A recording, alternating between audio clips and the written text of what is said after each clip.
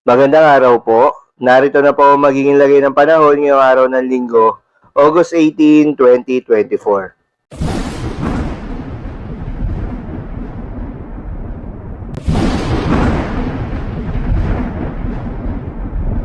Sa kasalukuyan na tayong sa pag-asa, patuloy pa rin ang pagiral nitong southwest monsoon o hangin habagat at patuloy na nakakaapekto sa may extreme northern Luzon.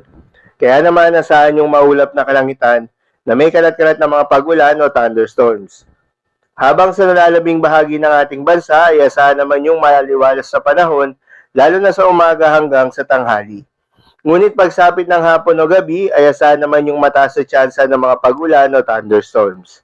Samantala yung binabantayan na low pressure area ng pag-asa na nasa loob ng Philippine Area of Responsibility ay tuluyan ng lumabas ng Philippine Area of Responsibility at ang nasabing low pressure area ay wala namang naging direktang epekto sa ating bansa.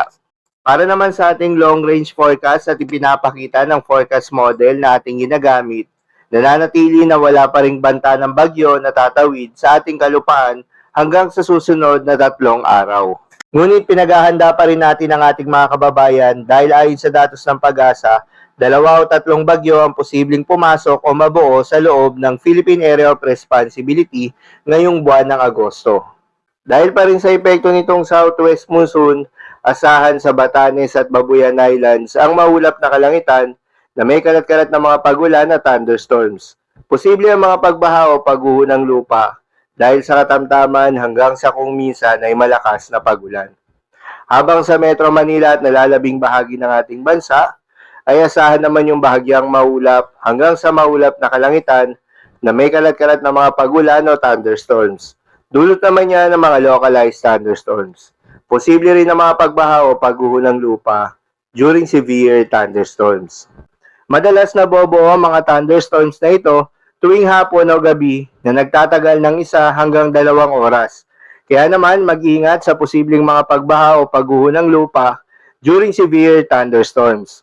Para naman sa lagay ng mga dagat baybayin, ayon sa pag-asa ay wala tayong nakataas na gale warning sa anumang seaboards ng ating bansa. Kaya naman malayang makakapamalaot yung mga kababayan nating mangingisda at yung may mga maliliit na sasakyang bandagat dahil inaasahan yung banayad hanggang sa katamtaman ng mga pagalon. Ngunit iba yung pag-iingat pa rin, lalo na kung meron tayong offshore thunderstorms activity, asahan pa rin yung tsansa ng malalakas na hangin at kaakibat nito ang bahagyang pagtaas ng mga alon. So, yun lamang po para sa lagay ng panahon ngayong araw ng Linggo. Keep safe everyone.